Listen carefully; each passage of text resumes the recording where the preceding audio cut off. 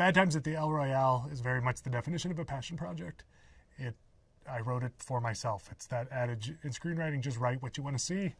And I just went and locked myself in a hotel room in November of 2016 and just wrote the movie that I wanted to see. I think it started from a place of love of film noir, love of crime fiction, love of classic movies, ensemble movies where you don't quite know who the protagonist is, and you get to see a bunch of movie stars in a very small space. And so I went and wrote that movie, and then went and convinced Fox to let me make that movie, and now here we are.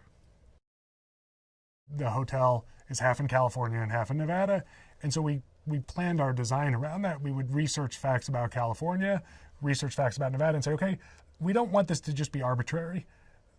There's a difference between a hotel in California and there's a difference between a hotel in Nevada. They're not the same. So let's see if we can figure out a way to honor each state and honor not just the cosmetic differences of each state, but each of those states serves a very different purpose in our country. And they have, and certainly in 1969, they were very different.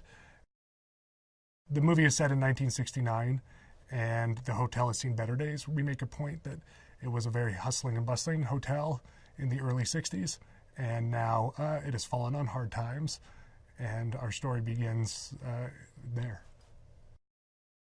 I like to say that the music of the movie is the eighth character of the movie. We have a jukebox set right in the center of the whole movie, right on the line, that sort of serves the voice that the chorus would serve in sort of a Greek play. And so I built the movie around that, and it was one of the most fun parts of the job, is to pick the songs and then design scenes around them. Part of writing a script is making a document that will attract the cast that you want, and you have to really look at it and say, I got to give these actors something to play. When you go to a meeting with Jeff Bridges, you have to say to him, here's a chance to play something that you've never played before.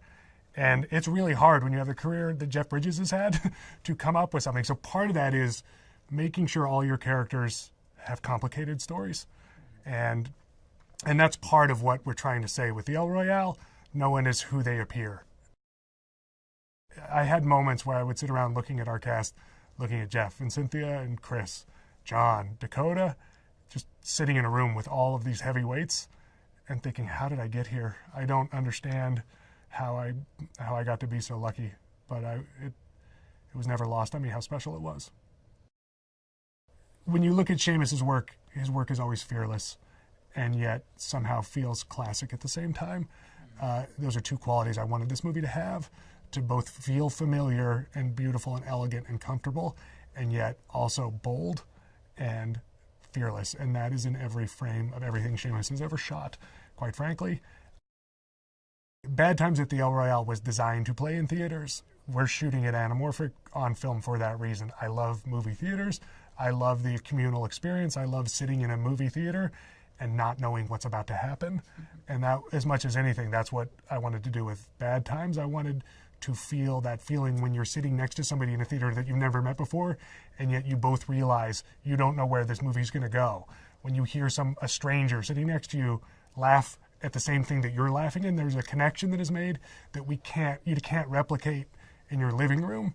Like it is as much about that as it is about the story. And I think Bad Times is aggressively about trying to give the theater goer that experience.